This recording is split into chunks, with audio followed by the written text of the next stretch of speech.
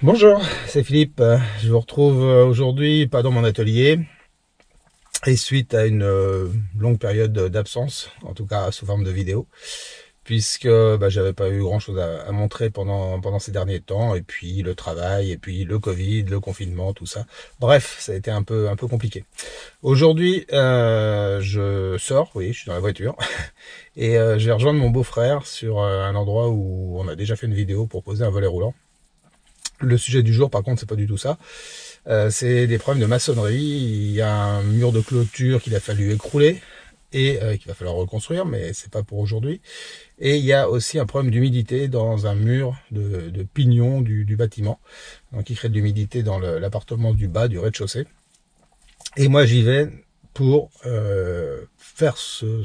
traiter ce problème-là en injectant une barrière anti-humidité dans la base du mur.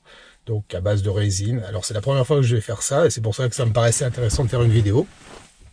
Parce que comme ça je vais découvrir le produit et la façon de le faire. A priori c'est simple, il faut faire des trous, il faut mettre des entonnoirs et injecter le produit, mais on va voir ça plus en détail. Voilà, donc mon beau-frère, quand j'ai besoin d'un coup de main, il est là. Quand lui il a besoin d'un coup de main, je suis là. Et il fait moins 2 degrés aujourd'hui, tout est blanc, la voiture est à peine décongelée. Je me suis habillé chaudement parce que ça va sûrement pas être drôle. Alors on a du mal à voir pour l'instant, il est même pas 9 heures, beau, pas beau, a priori peut-être un peu beau, quelques éclaircies, ça sera toujours ça. Voilà, et puis sinon sur le chantier, il y aura donc mon beau-frère et son frère. Laurent, que je connais depuis très longtemps aussi. Pour l'anecdote, la première fois que j'ai rencontré Laurent, c'était il y a plus de 25 ans, j'ai pas calculé, alors que je rénovais un appartement sur Paris. Et le premier contact que j'ai eu avec lui, c'est quand il a accompagné son frère pour venir m'aider à descendre une tonne de gravats du 4e étage. Voilà, donc c'était déjà sur un chantier, c'était une autre époque, c'est un autre sujet, mais comme quoi c'est un garçon sympathique et courageux. Voilà. Donc je pars, le chantier est pas loin, je prends la voiture parce que j'emmène quelques outils, mais j'y suis dans 2 minutes et je vous retrouve sur place.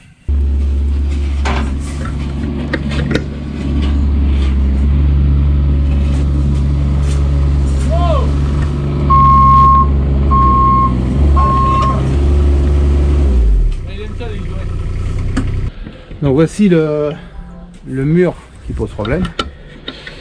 Donc ici, donc on voit des traces d'infiltration qu'il y a eu avec une ancienne cabane qui était appuyée contre le pignon et qui avait la gouttière qui fuyait. Donc ça, c'était un premier problème. Le deuxième problème, c'est le mur, la base du mur, qui est en partie enterrée, il n'y a pas de barrière étanche. Donc mon beau-frère va creuser pour pouvoir mettre une barrière étanche. Et en plus, on va injecter, donc tout à la base du mur, le fameux produit que je vous montrerai tout à l'heure. Et pour ça, il faut faire un trou tous les 15 cm, un trou de 14 mm je crois, ou 12, 30 cm de long.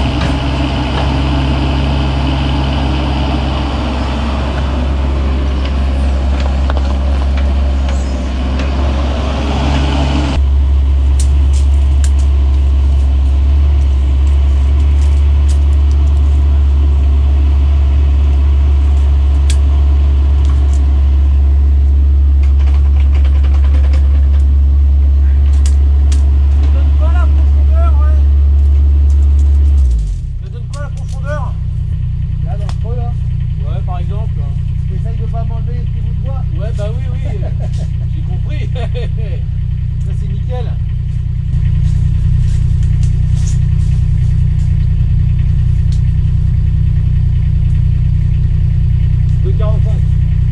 J'agrandis beaucoup là. Ça a introduit une grandeur. Combien j'ai là-bas la caméra? 2,13. Ah ouais. Elle est descendue de 30. Ah ouais, j'ai une bonne pente là. Ouais. Bon, faut que je creuse moins et que je remette de la terre là, à cet endroit là. D'accord.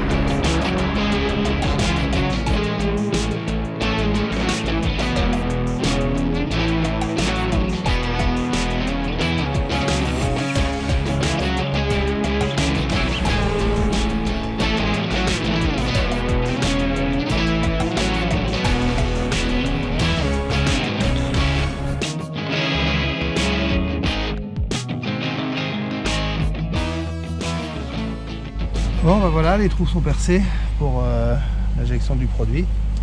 Donc il a fallu décaisser un peu parce que le sol était plus haut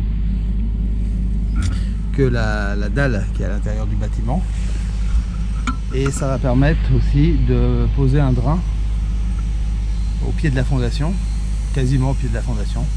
C'est un immeuble ancien en meulière et les fondations ne sont pas très profondes là-dessus, donc il ne faut pas trop creuser. Et une fois le drain posé, il faudra mettre une barrière plastique contre le mur avant de remblayer. Donc la résine injectée plus le parement plastique plus le drain. S'il y a encore de l'humidité dans ce mur, c'est à n'y rien comprendre. Voilà, donc une jolie petite série de trous tout le long, tous les 15-20 cm, c'est la recommandation.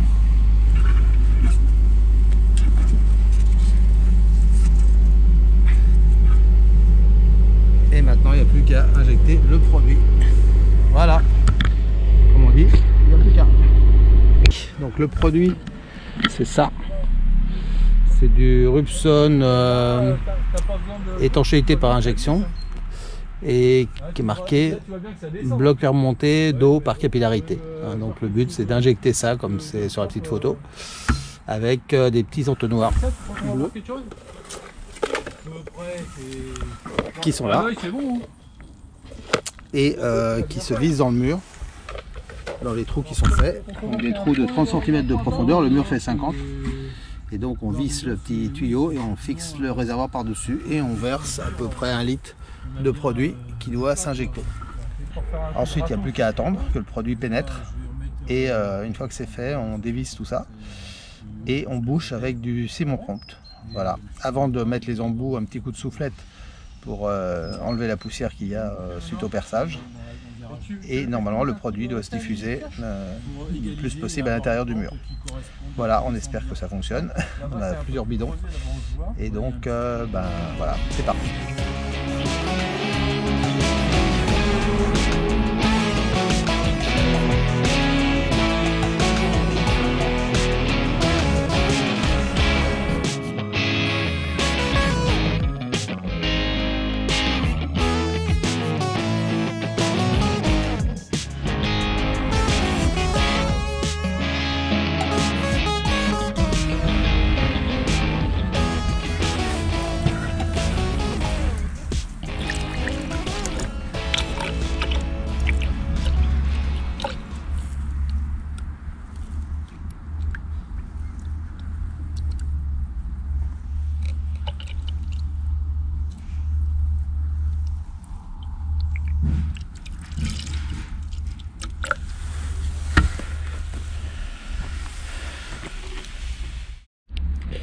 Alors une fois que le produit est complètement imbibé, on démonte les entonnoirs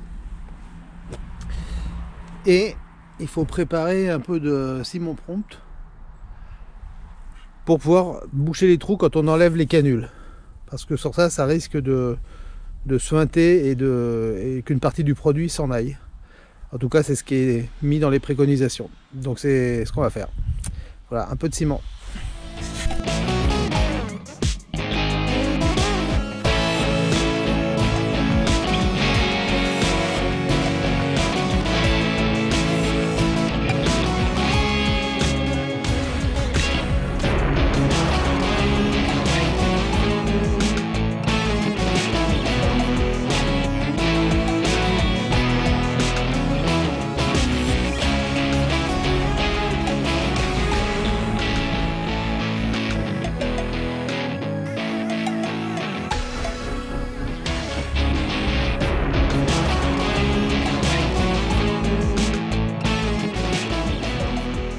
Bon, je vais faire la conclusion ici parce que même si c'est pas tout à fait fini, c'est presque abouti.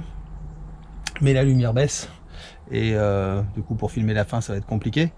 Il reste plus, donc là ces 9 cônes sont faits, il y en a eu 18 de faits là-bas et il en reste une dizaine à faire pour terminer le bout ici. Donc bon bah vous avez vu, hein, c'est toujours pareil après. Donc je résume ce qui a été fait. Trouver la hauteur par rapport à la dalle intérieure. Donc il faut tracer ça, reporter ça à l'extérieur, déterminer le niveau à 15 cm au-dessus de la dalle. C'est la consigne qui est donnée. Percer à 2 tiers ou 3 quarts, je sais plus, de l'épaisseur du mur. Ici c'est des murs de 50, on a percé à 30. Avec un forêt de normalement 14, mais on a mis 12 parce que les cônes y tiennent mieux. Et légèrement incliné de 15 degrés vers l'avant pour que le liquide ait tendance à s'écouler vers l'intérieur et pas vers l'extérieur. Voilà, donc un trou tous les 15 cm et puis après on met les cônes, on met du mastic de vitrier si jamais le liquide a tendance à s'échapper, ce qui arrive dans certaines pierres. On remplit les cônes et on remplit d'1,25 litre par cône. C'est la consigne qui est marquée sur le pot. Voilà, une fois que tout est absorbé, on enlève les cônes et on bouche avec un ciment prompt. Bon, j'ai pas vu de liquide qui refluait, mais enfin la consigne était proposée comme ça. Donc on le fait comme ça. Et puis voilà, c'est fini. Et a priori, il y a une barrière qui, en tout cas, limitera, on espère évitera complètement la remontée d'humidité. Le mur n'est pas si humide que ça, donc sûrement que les grosses traces d'humidité qu'il y avait à l'intérieur venaient d'une cabane qui était appuyée sur le pignon, avec une gouttière qui fuyait. Mais voilà, ça sera quand même mieux. Après, il restera à poser le drain et la barrière étanche. Et avec tout ça, normalement, ça sera bon. Donc voilà, c'était une opération étanchéité aujourd'hui. Et je suis content que ça soit fait. On en a profité, vous avez vu dans la vidéo, pour trimballer quelques parpaings. Parce que pendant la journée, il faisait des allers-retours pour aller chercher des matériaux pour la suite. Il y a un mur de clôture de 2 mètres sur, je sais pas, une quinzaine de mètres de long à faire. Une fondation, 3 rangs de parpaings à bancher et presque 2 mètres au total de haut. Et puis voilà, quand tout ça sera fait, il sera content. Voilà, pour nous c'est terminé. À bientôt. Salut!